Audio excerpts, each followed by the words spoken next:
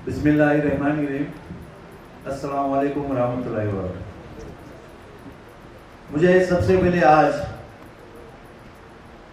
आसिफ साहब और मुस्लिम साहब को बधाई देना चाहता हूं कि पहली बार वक़्फ़ के सिलसिले में इतना बड़ा मजमा आपने इकट्ठा किया, उसके लिए आपको सैल्यूट है। कि हमने आज तक देखा है 10 साल में जिस तरीके से आसिफ साहब और मुस्लिम साहब ने इस महफिल को सजाया है, आने वाला वक्त अगर आप आगे रहेंगे तो इंशाअल्लाह आसिफ साहब जो वक्त की बर्बादी हो रही है उसको रोकने का काम आप करेंगे। बहरहाल मेरा जो मौजू है एक अलग इश्यू पे है। सबसे पहले मैं आपको बताऊंगा कि डॉक्यूमेंट्री कैसी बनाई जाएगी। काफी सारे इशू हो रहे कि दस्तावेज नहीं है, तो दस्तावेज कहां से मिलेंगे, कैसे मिलेंगे, क्या करना चाहिए। महाराष्ट्र के अंदर सबसे पहली बात है, एक इनाम कमीशन बना हुआ था रेस्ट ऑफ द मराठवाड़ा में मुंतखब बना था और बाकी के इलाके में इनाम कमीशन बना था। ब्रिटिशों ने 1950 के बाद बनाया था।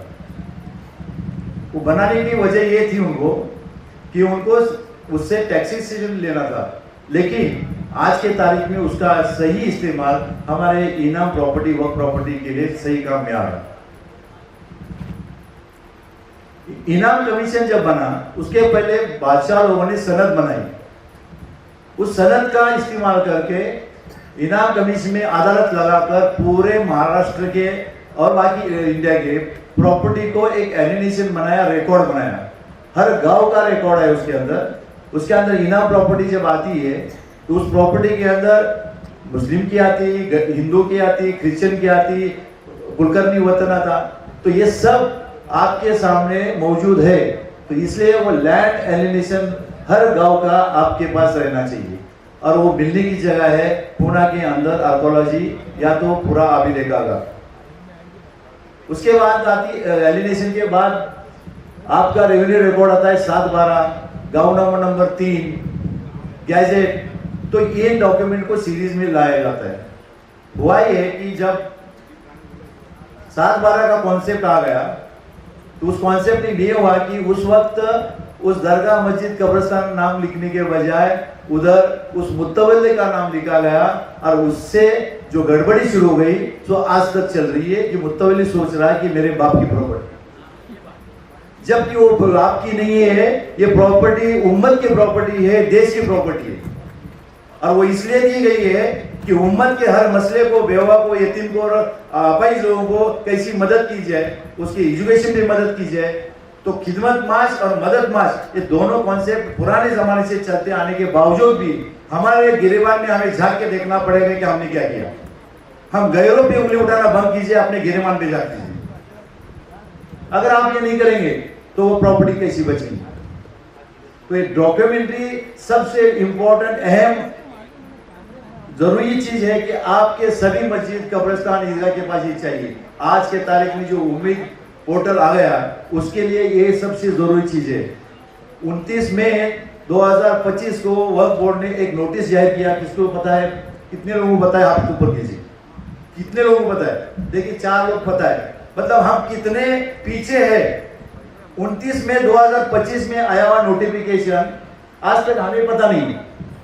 तो उसमें क्लियर कट लिखा हुआ है कि जितने अपनी प्रॉपर्टी वर्क प्रॉपर्टी जो है वो पोर्टल पे डालने के लिए कलेक्टर, तहसीलदार और एसडीएम इन्होंने रजिस्ट्रेशन या तो गैजेट देके उसको 7/12 पे चढ़ाना। और 2016 का जिया जो देवेंद्र फडणवीस ने निकाला था, 2022 में निकाला, 2018 में निकाला, किसी ने उस पर तवज्जो नहीं दी। किसके लिए निकाला उन्होंने?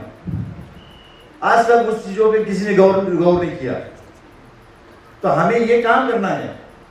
बयान तो हम बहुत सुन चुके, थक गए बयान सुन के, अभी अमल करना शुरू। तो ये जब तक हम नहीं करेंगे, जब तक हमारी प्रॉपर्टी हम नहीं बचा पाएंगे। रही बात अभी सबसे अहम बात बता दूं मैं, बुरा लगेगा लोगों को, लगने दो, कोई दिक्कत नहीं है। हक की बात, सच्ची बात करने में किसी को डरने की जरूरत नहीं। सबसे अहम बात है कि हमारा वक्फ बोर्ड आज क्या कर रहा, कितने लोग वक्फ बोर्ड से खुश है। मुझे लगता कोई महफिल में एक भी नहीं रहेगा। है कोई खुश? किस लिए बनाया वो बोर्ड? सच्चर कमेटी ने जब उसको रिकमेंड किया, 2002 में वो बोर्ड बना, 1 जनवरी 1996 में वक्फ एक्ट अमल में आया। इसके बावजूद 2025 तक उस एक्ट को अभी तक सही ढंग से अमल नहीं किया है। और हमारा जो बोर्ड बना 2002 से, वो अपने आप को बाप समझता है हमारा। आज के तारीख में कोई भी वक्फ बोर्ड में स्टाफ हो, सीईओ हो, ना परमानेंट सीईओ दिया गया, ना वक्फ बोर्ड के मेंबर है, चेयरमैन है। ये लोग क्या करते हैं आज वहां बैठ के? हमारे वक्फ फंड से पैसा इकट्ठा करके मौज मस्ती करते रहते और हर बात, हर मीटिंग, हर एजेंडा छुपा रखते हो, जबकि ये आपके सामने पेश करना चाहिए। ये आज हमने मीटिंग में तय किया, लेकिन आपने सवाल नहीं उठाया। आपको सवाल उठा करना पड़ेगा। जब तक आप सवाल नहीं करेंगे, आपको जवाब नहीं मिलेगा।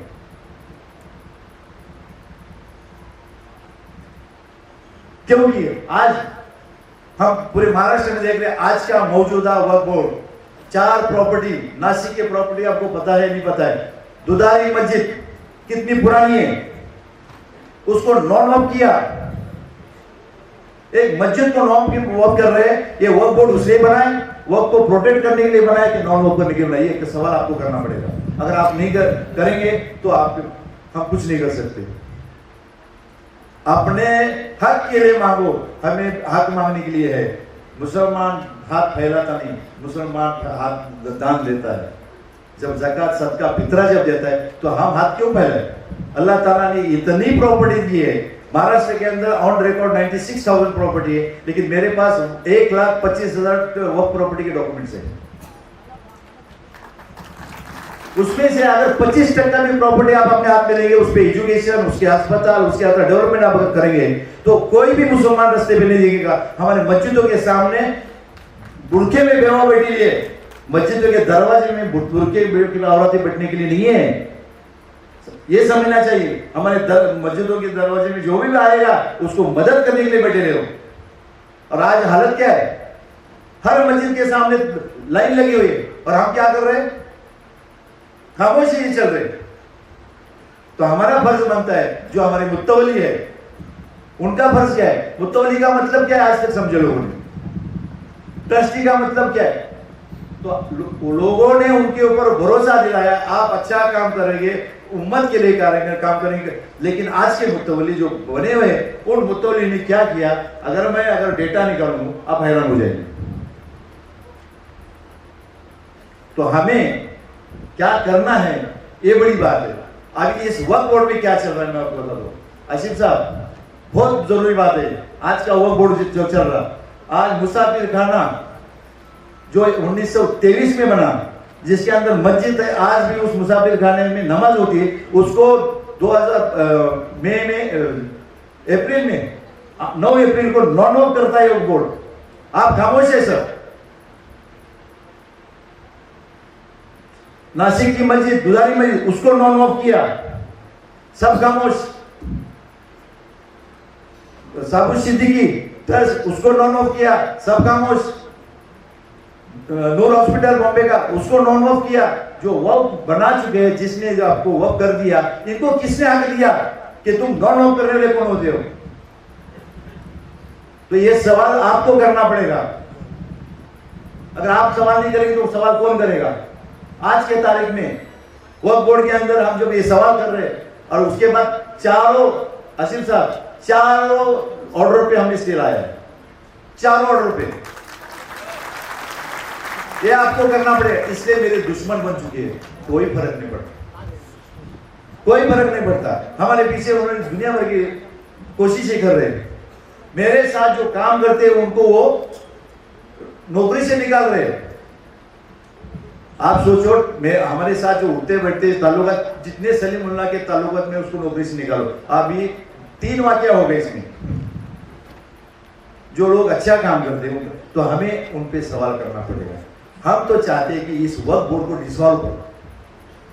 आप अगर साथ देते, आसिफ साहब, अगर आप साथ देते तो हम एक यहां से रेजोल्यूशन पास करेंगे और सीएम को देंगे कि आप मौजूदा वक्फ बोर्ड को डिसॉल्व किया जाए।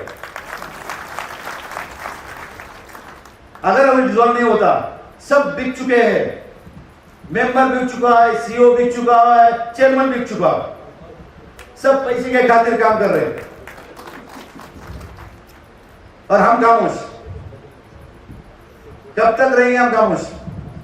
जुल्म तो करने वाले नहीं कर रहे, हमारे लोग अपने से जुल्म कर रहे हैं और हम इल्जाम दे रहे हैं गैरों को। तो आज के तारीख में वक्फ बोर्ड ने नया एक सिस्टम शुरू किया है, वक्फ फंड। वक्फ फंड कब से देना है? कितने ट्रस्टी ने वक्फ फंड दिया? कितने ट्रस्टी ने वक्फ फंड दिया आज तक? कोई 2% लेता, कोई 5% लेता, कोई 7% लेता। क्योंकि वक्फ बोर्ड चलाने के लिए वक्फ फंड चाहिए। मतलब हमारे आमदनी से लेंगे, जब हमारा काम ही नहीं कर रहे, हमें सर्विस नहीं दे रहे, तो हम एक ऐलान करते कि वक्फ फंड देना बंद करो। नो सर्विस, नो वक्फ फंड। जब तक आप सर्विस प्रोवाइड नहीं करेंगे, वक्फ फंड नहीं देंगे। रजिस्ट्रेशन को जाओ, unlimited time, change report unlimited time, 69 scheme unlimited time, no time table. 5 साल, 10 साल, 20 साल, वो आदमी परेशान हो गया जाता है। और आपका पहला एप्लीकेशन जब जाता है चेंज रिपोर्ट का या 69 का, आप बाहर नहीं निकलते जब तक अप्रूवल को पता चलता है तो ऑब्जेक्शन डाल। ये हालत है हमारी, इससे हमें बाहर निकलना पड़ेगा। कब निकलेंगे हम? जब आप सवाल करेंगे और एहतियात होकर सवाल करो। अकेले में आपको कोई भी सपोर्ट नहीं करेगा। मैंने डिप्टी सेक्रेटरी को परसों बोल के आया हूं, 22 तारीख का उनको अल्टीमेटम दिया था मैंने, अगर इन लोगों को काम पे नहीं लिया तो मैं मालेगांव के महफिल में ये ऐलान कर दूंगा कि वो बोर्ड टोटली करप्ट हो चुका है। क्योंकि जो एम्प्लॉयज काम कर रहे हैं, आज इसके पहले बताते कि एम्प्लॉयज नहीं हमारे पास, आज के तारीख में 210 एम्प्लॉयज है, तो सर्विस कितनी मिल रही है आपको? 210 एम्प्लॉयज रहने के बावजूद हर डिस्ट्रिक्ट ऑफिस में तुम्हारा डिस्ट्रिक्ट ऑफिसर है, कितना डिस्ट्रिक्ट ऑफिसर तुम्हारे ऑफिस में रहता है? आपको सवाल करना पड़ेगा, क्योंकि आपके वक्फ फंड से उनको तनख्वाह जाती है। अगर आप सवाल नहीं करेंगे तो सवाल कौन करेगा? क्योंकि आप वक्फ फंड दे रहे हैं। बड़े मुश्किल से कोई जगह में मस्जिदों को मैनेज किया जा रहा है, फंड नहीं है, किस तरीके से वो हैंडल करते, इमाम का पगार, मोजन का पगार, लाइट बिल पगार, इसी के बारे में तो वो सोचते नहीं, सिर्फ वक्फ फंड चाहिए इनको। और टारगेट बना रहे, टारगेट कि इतना वक्फ फंड हम इस साल कलेक्ट करेंगे। वक्फ फंड का करेंगे क्या भाई? आज तक कितने बेवाओं को तुमने आज तक मदद की? वक्फ का असली कॉन्सेप्ट है कि मदद करना। किसको किया आज तक? कितने बेवाओं को आज तक इन्होंने पेंशन दी? नहीं दी। तो हमारा जो फर्ज बनता है वो हमें करना है। हम अपना काम करते रहेंगे, कामयाबी देने का काम अल्लाह का है। हम इसमें हमेशा पॉजिटिव सोचेंगे, कभी भी निगेटिव नहीं सोचेंगे। अगर आप पॉजिटिव सोचते जाएंगे, अल्लाह ताला आपको उसमें जरूर कामयाबी देगा। लेकिन कंटिन्यूशन फॉलो करना, ये आपको करना है। और अपने मोहल्ले से शुरू करो। बिल्कुल दिल्ली में क्या हो रहा है, बॉम्बे में क्या हो रहा है मत देखिए, अपने मोहल्ले में, अपने इलाके में जो लोग हैं उनके पास के डॉक्यूमेंट्स हैं, उनको मदद कीजिए या उनको समझाइए कि आने वाला वक्त जिस तरीके से माहौल बन रहा है, आप देख रहे हैं, सुन रहे हैं, तो उसको अगर सीधा करना है तो पहले अपने डॉक्यूमेंट्स को सीधा करेंगे। अगर हम ये नहीं करते तो इल्जाम दूसरों को मत दीजिए। और इसका सबसे बड़ा जिम्मेदार कौन है? कुछ ट्रस्टी, कुछ वक्फ माफिया और वक्फ बोर्ड।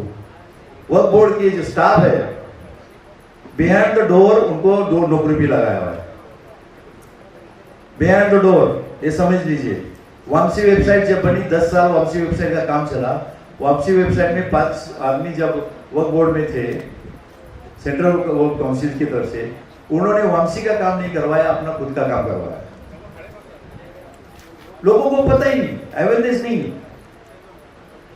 क्योंकि आपके लिए लोगों को बिठाया, वो लोग दूसरा ही काम कर रहे हैं। आप जब भी जाते, कितने लोगों के चेहरे पे हंसी आती है जब आप में कुछ काम हो रहा है? आप बताइए, आपको लगता है क्यों मुझे तो बोल लीजिए, क्यों आएंगे? तो ये चीजें 2002 से वक्फ बोर्ड जब इस्टेब्लिश हुआ, तो चैरिटी कमीशन में जितना भी रिकॉर्ड था, जितना भी था, पूरा चला गया वक्फ बोर्ड। और वक्फ बोर्ड जाने के बाद उधर था चैरिटी कमीशन में जितने भी वक्फ रजिस्टर है उसको डीप रजिस्टर करना चाहिए सेक्शन 43 में, सो मोटो करना चाहिए। इन्होंने क्या प्रोसीजर अपनाई, एप्लीकेशन करो, 2800 रुपये भरो, फिर टाइम ले लिए। तो वक्फ बोर्ड बना था इसलिए जो ऑलरेडी एक प्रॉपर्टी रजिस्टर है तो उसको दोबारा एप्लीकेशन की जरूरत नहीं, लेकिन सिर्फ पैसा कमाने का था, लोगों को परेशान करने का। तो ये चैरिटी कमीशन का रिकॉर्ड हमारे पास चाहिए, शेड्यूल हमारे पास चाहिए, वो नहीं है क्योंकि उन्होंने दिया नहीं, तो हमें वो कोशिश करके निकालना चाहिए। तो वक्फ बोर्ड को जब तक आप जितना भी चल रहा, देखिए क्या करना है, सेंटर क्या कर रहा, स्टेट क्या करना, गवर्नमेंट क्या कर रही, वो इम्पोर्टेंट नहीं है। हमारा वक्फ बोर्ड क्या कर रहा है ये इम्पोर्टेंट है, आपका सुप्रीडेंट है। हाँ, सबसे पहली बात ये है कि वक्फ बोर्ड की मिल्कियत 1 इंच भी नहीं है, ये समझ लीजिए। वक्फ बोर्ड की कोई भी मिल्कियत नहीं है, वक्फ बोर्ड हमारा सुप्रीडेंट है, उसको कोई राइट्स नहीं हुई है वो अपनी प्रॉपर्टी उनके नाम पे करने की। वो प्रॉपर्टी उसी की है जिसी दरगाह मस्जिद कब्रिस्तान की है, ईदगाह की है। तो जो फैलाया वक्फ बोर्ड की प्रॉपर्टी, कोई वक्फ बोर्ड की प्रॉपर्टी नहीं है, उसी तंजीम की प्रॉपर्टी, उसकी इदारे की प्रॉपर्टी है। तो ये हमें ख्याल में रखना चाहिए कि वो ये एक्चुअली है क्या। अभी सेक्शन 40 निकाल दिया, वकील साहब रहेंगे, मुझे खुशी है वो सेक्शन 40 निकाल दिया, क्योंकि उसकी असलियत ये है कि जब तक रेवेन्यू रिकॉर्ड कलेक्टर, तहसील या एसडीएम रेवेन्यू रिकॉर्ड पे, सिटी सर्वे पे, 7 बारे पे वो मेंशन नहीं करता कि वो प्रॉपर्टी इस कब्रिस्तान की है, मस्जिद की है, जब तक वो बोर्ड भी डिक्लेयर नहीं करता। लेकिन हंगामा क्या किया, वक्फ बोर्ड जिस पे उंगली रखेगा वो बोर्ड की प्रॉपर्टी बनती है। अरे वक्फ बोर्ड की प्रॉपर्टी नहीं तो बनेगी कैसे? और जब तक वो रिपोर्ट नहीं मिलता, वक्फ बोर्ड भी नहीं कुछ करता, तो वक्फ बोर्ड जब करने जाता तो 4 साल लगा था। तो उससे बेहतर है, कलेक्टर ने ऑलरेडी तुम्हारे रेवेन्यू रिकॉर्ड पे मेंशन किया है तो इमीडिएटली वो डिक्लेयर होता है। कुछ चीजें हैं अमेंडमेंट में, जैसा कि सबसे बड़ा इशू है लिमिटेशन एक्ट, जो लिमिटेशन एक्ट नहीं रहना चाहिए, क्योंकि वो रिलीजियस प्रॉपर्टी जो हिंदू एंडोमेंट एक्ट में अगर वो नहीं है तो वो वक्फ में क्यों है। कुछ बुनियादी बातें हैं कि जिसके पास इंक्रोचमेंट रहेगा तो वो अगर 12 साल उधर रहेगा तो उसकी हो जाएंगी, तो ये रिलीज प्रॉपर्टी हो सकती, क्योंकि उसका मालिक अल्लाह ताला है। तो देने वाला लेने वाला दोनों की तुम सहमति चाहिए, या देने वाला लेने वाले तो बहुत है, लेकिन देने वाला अल्लाह का सीसी नहीं चलाएंगे। तो इसलिए सुप्रीम कोर्ट में डिसीजन दिया था वंस वक्फ वाले वक्त। ये तो क्लियर कट आपके सामने आना चाहिए, साफ सुथरे दिमाग में ये पहले बैठना चाहिए कि अभी एक बात है कि 10 करोड़ रुपए सालाना महाराष्ट्र गवर्नमेंट दे रहा वो बोर्ड को, क्यों दे रहा, कितने लोगों को पता है? 10 करोड़ हर साल देता है, इसलिए देता है कि वक्फ बोर्ड का इस्टेब्लिशमेंट ठीक करने के लिए। अब इस्टेब्लिशमेंट क्या आता है, नए ऑफिस बनाओ, नए मॉडर्न टेक्नोलॉजी लाओ, डॉक्यूमेंट्री प्रॉपरली रखो, लोगों को सर्विस अच्छी प्रोवाइड करो। लेकिन ये वक्फ बोर्ड ने क्या किया इस टाइम में, आपको पता है किसी को? पिछले साल पूरे महाराष्ट्र में ऑफिस बनाए, अच्छा काम किया, हर जिले में ऑफिस बना उसी गवर्नमेंट के फंड से। और इस साल क्या किया, सारा लीगल सेल नाम की एक कंपनी लाकर वक्फ ट्राइब्यूनल में के अंदर कॉन्ट्रैक्ट दिया गया 2.5 लाख करोड़ का, जबकि वक्फ बोर्ड के पैनल पे काफी सारे एडवोकेट्स थे। आज वक्फ ट्राइब्यूनल में जितने केसेस चलते उस पार्टी को पता ही नहीं है हमारा वक्फ बोर्ड से वकील कौन है। तो ये जानना हमारा काम है, क्योंकि हम केस के अंदर हार जाते हैं, क्योंकि वक्फ की बोर्ड की तरफ से जो एडवोकेट रहता वो हाजिर ही नहीं होता।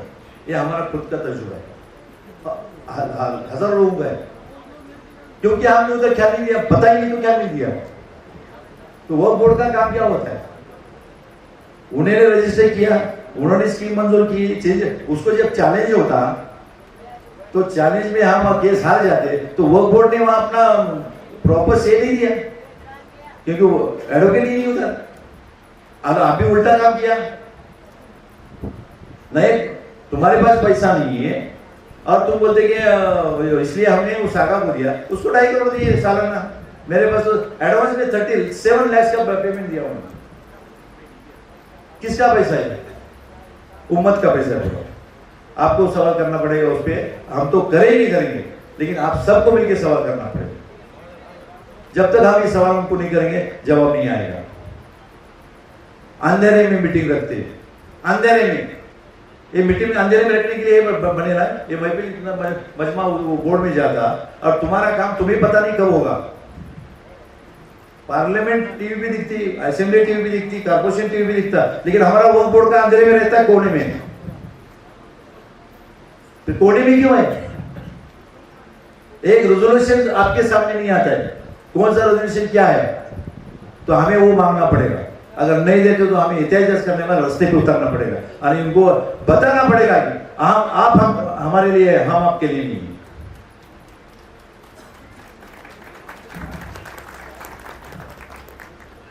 तो ये हमारी मेन बुनियाद अगर किधर फंस गई है तो वो बोर्ड में फंस गई। ये समझ लीजिए, इनकी गुलामगिरी मत कीजिए, इनकी हाजियाजी मत कीजिए। मैंने परसों उनके भाई को बोल दिया, अगर आपसे नहीं होता इस्तीफा जेब मेरे को दे दोगे। जब तुम मस्जिद को नहीं बचा पाए तो तुम्हारा वो बोर्ड में चेयरमैन रहने से क्या मतलब है? हमारा काम इसलिए नहीं करते कि हम ऑब्जेक्शन लेते, इसलिए उन्होंने डायरेक्ट बोल दिया हम इनका काम नहीं करेंगे। हमने कहा तुम नहीं करेंगे तो हमारे पास दूसरे रास्ते। आज ही लेटर भेजा उसने 4 महीने के बाद, व्हाट्सएप पे लेटर भेजा डर के मारे। सोलापुर की काली मस्जिद का सिर्फ उनकी गलती, अकाउंट नंबर गलत डाला, उन्होंने डाला, उसका करेक्शन करने के लिए 4 महीने लगा। अगर हम फाइट नहीं करेंगे तो वो भी नहीं मिलेगा। इसलिए आज सालों साल लोग जाते ना आते, सालों साल। आज डिस्ट्रिक्ट ऑफिसर के सामने अपने बैठना है, वो बोर्ड जाना ही नहीं, उसको पकड़ना है। आपको वो बोर्ड की हेड ऑफिस जाना ही नहीं, किसी ने बोला चेयरमैन को मिलो, नहीं मिलना है। डिस्ट्रिक्ट ऑफिसर को बोलना चाहिए तेरी ड्यूटी है, तू पूरी कर। तुम यहां से मालेगांव से औरंगाबाद जाने के बजाय मालेगांव से नासिक में जाकर उसको पकड़ना, उसका काम है वो। तो ये बुनियादी बातें आपको समझनी चाहिए। अगर हम ये समझेंगे बुनियादी बातें, जब जाकर कुछ हासिल होगा। खान साहब ने जो जिक्र किया, 4 प्रॉपर्टी का हमने काम किया, 4 सिर्फ एग्जाम्पल के तौर पे। हमें एग्जाम्पल बनाना है। हम क्या करें? एग्जाम्पल नहीं बना रहे, हम सिर्फ अपना अपना काम कर रहे। एक मेरे को मदद करनी चाहिए, किसी को क्या तकलीफ है, किसी को क्या तकलीफ है, तो उससे रास्ता निकलेगा। तो एग्जाम्पल जब तक क्रिएट नहीं करेंगे तो उम्मत हमारे साथ नहीं होगी। और वक्फ का बेनिफिशियरी आज तक कौन है? आप मुझे बताइए। वक्फ बोर्ड बना, सच्चर कमेटी ने बताया, हमारे हालत खराब होते गए, इसलिए हमने बनाया। लेकिन 25 साल में आज वक्फ का बेनिफिशियरी कौन है? हमारे पास कोई डेटा है? कोई मोहल्ले का डेटा है? कोई बच्चों को हमने स्कूल की फी पेड की है वो किस तरफ से? कोई बेवा को कुछ दिया? कोई बीमारी को मदद की? तो वक्फ का मतलब क्या है? तो वक्फ का मकसद ही हम नहीं दे पाए, उसका डेटा ही हमारे पास नहीं, आपस में लगे हुए। और क्या कहेंगे? इंडिया में सबसे ज्यादा प्रॉपर्टी रेलवे के बाद वक्फ बोर्ड की प्रॉपर्टी, वक्फ बोर्ड की प्रॉपर्टी। बस बड़े बड़े शान शौकत की बातें कर रहे हैं, लेकिन हकीकत में ग्राउंड की रियलिटी बहुत अलग है, बहुत ही अलग है। तो हमें मस्जिदों से अपने अपने इलाके में हम ये चीज होना चाहिए कि अपने मोहल्ले में कौन जरूरतमंद है, इसका डेटा चाहिए, ये हमें रखना पड़ेगा। वो नहीं है, क्योंकि वो बोर्ड का काम है, वो बोर्ड ट्रस्टी नहीं बना पा रहा, चेंज बोर्ड नहीं मंजूर कर रहा, इसमें जब उलझे हुए, स्कीम में नहीं कर पा रहा, वो उलझे हुए। और प्रॉपर्टी की जो आमदनी है आए बेचारे खा रहे। कितने लोगों के पास आज वह लीज रूल के हिसाब से किराया आता है? मुझे बताओ, कितने लोगों के पास आता है? 10 बाई 10 का दुकान अगर मालेगांव में एक मस्जिद के बाजू में है, कितना किराया है आज? आप बताइए क्यों? मस्जिद की मिल्कियत, मस्जिद को डोनेशन 10 लाख दूंगा, लेकिन किराया 9 रुपए दूंगा। ये सोच से बाहर निकलो। जब सोच बदलोगे तो ही कामयाब होगे। सोच नहीं बदल रही हमारी, ऐसे कितनी मिल्कियत है। फिर इसके बाद इंक्रोचमेंट के लिए वक्फ बोर्ड क्या कर रहा, कुछ नहीं कर रहा। सेक्शन 52 ये कितना इस्तेमाल किया, वकील साहब रह गए, कितने केसेस है सेक्शन 52 की, केसेस हो जाती है 54 की केसेस कितने कर जाते हैं, कोई 500 रुपए दो ऊपर से, एक एक्यूज के लिए 500 रुपए, पैसे कैसे लाएंगे, सिर्फ पैसा दो, देने वाले कुछ नहीं, फिर पैसा मांगते हैं ना, सर्विस दोगे तो पैसा दें, ये एजेंडा पास करो आगे, ताकि उनके साथ अक्ल ठिकाने आ जाएगी। आज ये होना चाहिए कि जब सर्विस नहीं है तो पैसा नहीं है, फंड भी नहीं है, और आपको नहीं रोक सकते कोई, कानून आपका हक है। अगर आप कोई चीज को पेड कर रहे हैं तो उसका रिटर्न तुम्हें मिलना चाहिए, अगर वो रिटर्न नहीं मिलता तो उनके ऊपर एक्शन होना चाहिए।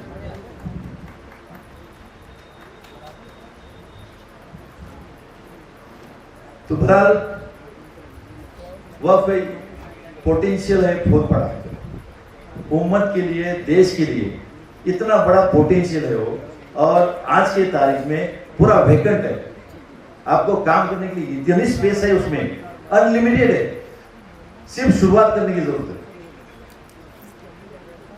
हाथ फैलाने की जरूरत ही नहीं पड़ेगी।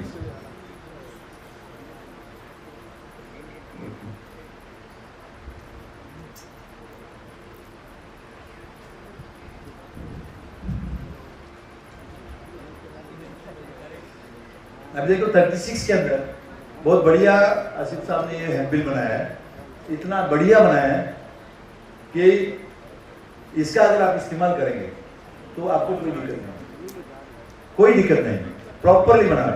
सिर्फ इसमें ये होना चाहिए कि सेक्शन 36 में रजिस्ट्रेशन में जब जाते हैं तो हमें उनको सवाल करना चाहिए कि क्या टाइम लिमिट में तुम करके दोगे, ये आपका सबका सवाल होना चाहिए, क्या टाइम लिमिट में तुम करेंगे, ये उनको कंडीशन डालना पड़ेगी हमें।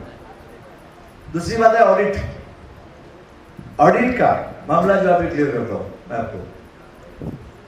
2002 के बाद वो बोर्ड में चला गया, उसके पहले चैरिटी कमीशन था, तो चैरिटी कमीशन से 2004 से आज तक का ऑडिट देने का, ट्रस्टी चले गए, अल्लाह को प्यारे हो गए, ऑडिट कौन देगा। तो मौजूदा जो नए ट्रस्टी बनते उन्होंने कहा से लाना, उसमें भी 2024 तक 7% से ऑडिट देने, 2024 तक 7% और 2025 से 5%, और रेस्ट ऑफ महाराष्ट्र पहले 2% था, ओनली मराठवाड़ा 5% था। तो ये मनमानी जो चल रही है, आपसे पैसा छीनने का जो काम कर रहे हैं उसको रोकना पड़ेगा। एक कानून एक जैसा होना चाहिए, और जो मिल्कियत वक्फ फंड हम जब देंगे, इनक्रोच हो चुकी है, लोग उसे हटा नहीं रहे, गवर्नमेंट बोर्ड उसको एक्शन नहीं ले रहा, और हमें बोलता वक्फ फंड दो,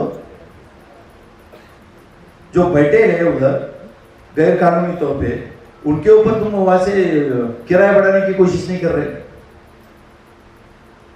तो हमें ये काम करना पड़ेगा कि आप वक्फ फंड हम देने जब रेडी कब हो जाएंगे कि हमारी आमदनी बढ़ेगी, तब चंदे के पैसे पे भी वक्फ फंड सुनाएगा भी, कोई भी इदारे में नहीं है, चंदे के पैसे पे वक्फ फंड। तो आप चंदा देते हो जुम्मा का, उस चंदे के पैसे पे वक्फ फंड देना पड़ रहा, अफसोस है, शर्म की बात है, और आप खामोश दे रहे। आ रहा उस पे जा रहा, वो वक्फ फंड पे जा रहा। तो ये वक्फ फंड चंदे पे देते हो, क्यों? हमारे पास फंड नहीं, जाओ घरों, चले जाओ मिलना घर पे, मत बैठिए उधर, साफ लफ्जों में हमें कहना पड़ेगा, निकालो हटाओ इनको। 5 स्टार होटल में तो मीटिंग नहीं है, वो पैसा कैसे आएगा? लोगों को परेशान करके पैसा लोगे, वो पैसा कैसे आएगा? कितने लोगों ने पैसा दिया मुझे पता है, सब लोगों ने पैसा दिया, थोड़ा थोड़ा किसी ने कुछ, कोई नाम हाँ नहीं बोलेगा, लेकिन दिया पक्का। हम लोग सिर्फ 1 रुपए किसको नहीं दिया आज तक, चारों ट्रस्ट मंजूर करके लाए, चारों स्कीम मंजूर करे, 1 रुपए किसको नहीं दिया, उनकी जान गए हमने। आखिर में हमने मोर्चा निकाला वक्फ बोर्ड के ऊपर जब हो गया, तो आपको भी वो करना पड़ेगा। अभी सब ये वक्फ फंड स्कीम के पैसे, चार्ज चेंज ओवर के पैसे 36 के, उसके ऊपर जीएसटी। चैरिटी के पैसे में आ गया नहीं है तो लूट रहे हमें से, वो हमारे से लोग लूट रहे। जीएसटी का क्या मीनिंग, क्या जीएसटी का? तो अभी क्या किया, सिर्फ जीएसटी कैंसिल किया, रेवेन्यू टैक्स के लिए जीएसटी कम किया सिर्फ। तो हम खामोश है करके वो कुछ भी करते जा रहे। आप खामोश है, कल गर्दन पे छुरी फिराएंगे बीच में, हम खामोश बोलेंगे नहीं। उठो, जागो, उठोगे, जागोगे, पूछोगे तो मिलेगा, नहीं तो नहीं मिलेगा।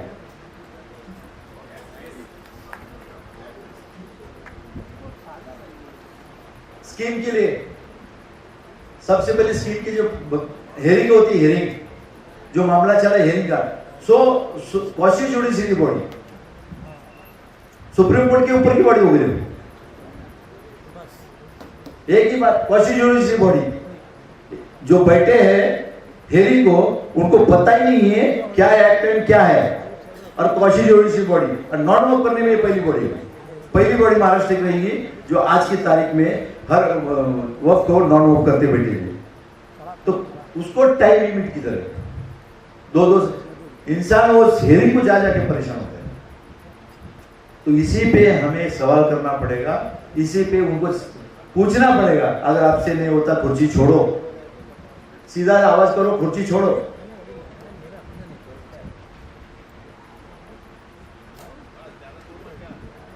तो वही कुछ चंद बातें हैं और आपको कोई भी 3 बातें नहीं चाहिए। तो अभी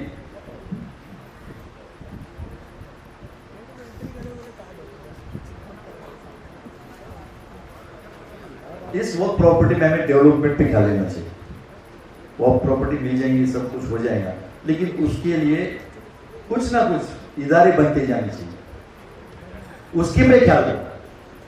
क्योंकि इदारे जब तक नहीं बनेंगे, हमारा एजुकेशन पे जब तक फोकस नहीं होगा, हमारा हेल्थ पे फोकस नहीं होगा, जब तक हमारे दीन के बारे में बच्चों को घरों में पता नहीं चलेगा, उसके लिए इदारे की जरूरत है। तो ये वक्त के जरिए, वक्त की मिल्कियत के जरिए हमें आपको डेवलपमेंट पे फोकस करना पड़ेगा। सिर्फ मस्जिद है, चलाई चल रही, 5 टाइम की नमाज हो रही, तो इसका मतलब ये नहीं है कि बाकी काम नहीं होना चाहिए। जब तक हम अपने मस्जिदों से काम शुरू नहीं करेंगे, अब ये मस्जिद से काम आसानी से शुरू हो जाएगा। क्यों मुश्किल बात ये है आज की तारीख में, इमाम और मुअज्जिन को तनख्वाह हम कितनी दे रहे, कितनी दे रहे, जबकि कानून क्या कहता है 93 का जो सुप्रीम कोर्ट का ऑर्डर है, वक्फ बोर्ड ने तनख्वाह देना है। कितने मालिकों में वो मस्जिदों को तनख्वाह आती कुछ क्यों नहीं आती? कभी आपने उस पर गौर किया? हमने फॉर्मेट बनाया पूरा, हमने भरना है, वक्फ बोर्ड को देना है। तुम हमारे से वक्फ फंड लेते हो तो तुम्हारा काम है मौजूद इमाम। क्यों? अगर वो 15-10 हज़ार देते तो मस्जिद 15 देगी, तो उस इमाम मुअज्जिन की फैमिली चलेगी। वो इमाम मुअज्जिन नमाज खत्म होती सबसे पहले भाग जाता। क्यों? तनख्वाह में उसका गुजारा नहीं होता, बच्चे रहते, सब रहते, वो पहले कुछ दूसरे काम के लिए जाता। तो वो दीन की तालीम अपने मोहल्ले में क्या देगा? तो हमारा फर्ज बनता है कि उसकी जो जरूरतें हैं पूरे करने का काम किसका है? तो हमारे ट्रस्टीदार उम्मत का। तो हमारे उलमा भी फिक्र नहीं करेंगे, सिर्फ वक्फ बोर्ड के पीछे लगेंगे। तो वक्फ बोर्ड से ये हमें मांगना पड़ेगा, तुम्हारे हक मांग रहे हैं, हम कोई किसी से भीख नहीं मांग रहे। वही बात है, अभी अपना जो वक्फ बोर्ड है किसके अंडर है? माइनॉरिटी डेवलपमेंट डिपार्टमेंट, इसके अंडर है। आपको वहां पहुंचना पड़ेगा, आपकी कोई नहीं सुनता ना, वहां सेक्रेटरी को मिलना पड़ेगा, मिनिस्टर के लिखो। जब तक लिखेंगे नहीं जवाब नहीं मिलेगा। लिखना शुरू करो, जवाब उनके बाप को देना, जितना लिखेंगे उतना आपको जवाब मिलेगा। तो ये जो बैठे हैं उधर मिनिस्ट्री में, उनको भी पता नहीं हमारा वक्फ बोर्ड क्या कर रहा, हमारे वक्फ बोर्ड के मेंबर क्या कर रहे हैं। तो वो बात भी हमें उनके तक पहुंचाना पड़ेगी। अगर वो नहीं सुनते तो सेंट्रल काउंसिल को लिखना है, उसको वो नहीं सुनते पीएमओ को लिखना है। आप इस सिलसिले को जारी रखो तो आपको इसका बेनिफिट भी हो जाएगा।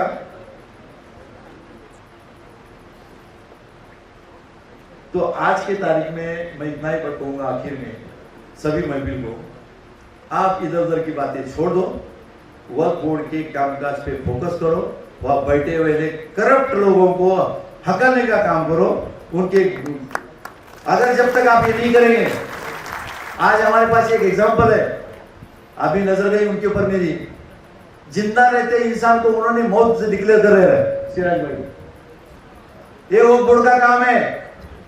एक ट्रस्ट के स्टेशन मस्जिद पुणे के ट्रस्टी है, सेक्रेटरी है, सब कुछ वो आज भी हैंडल करते हैं। वक्फ बोर्ड ने उनको डेड करके डिक्लेयर कर दिया है और केस चल रही है 4 साल से। तो सामने खड़ा इंसान उतने टेढ़े हेयरिंग में, तो हालात यहां तक पहुंचे।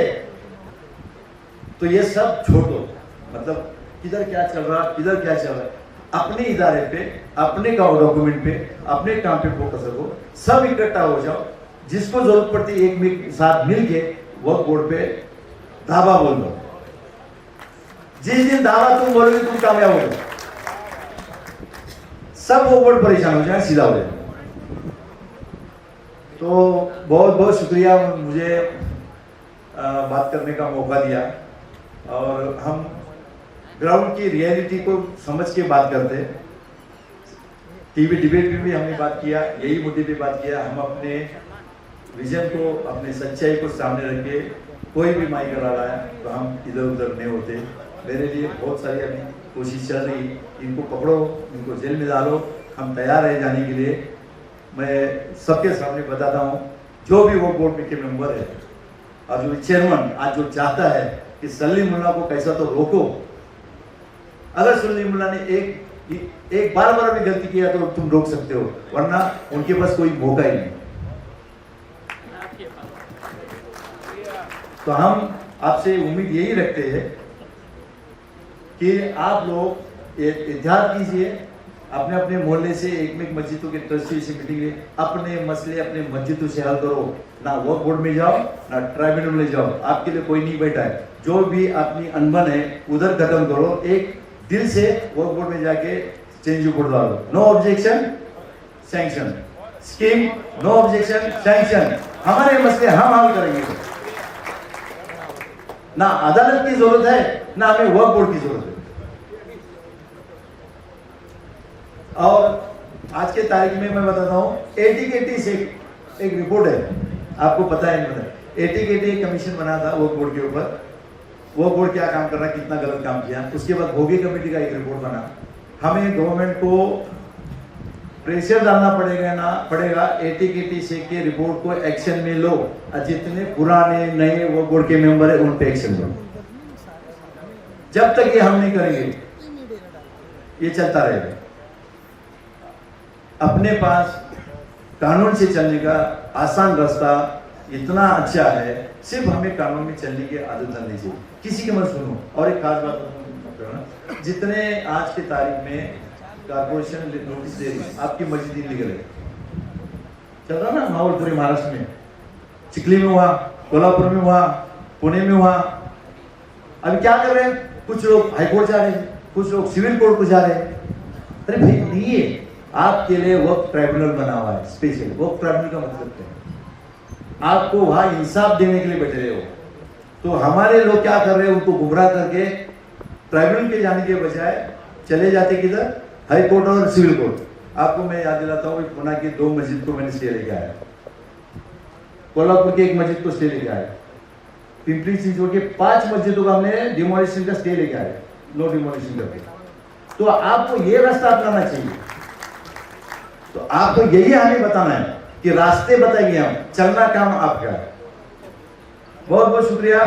अगर मेरे से कोई गुस्ताखी हुए तो माफ कर देना। जज़ाकल्लाह खैर। अल्लाह हाफ़िज़। सलीम मुल्ला साहब ने वक्त लिया, मगर बहुत ज़रूरी सब बातें उन्होंने कही हैं। कॉन्टेक्ट नंबर सलीम मुल्ला साहब का हम आपसे शेयर करेंगे। तो बहुत अहम बातें थी। सलीम मुल्ला साहब आपका नंबर दे दें जरा सा।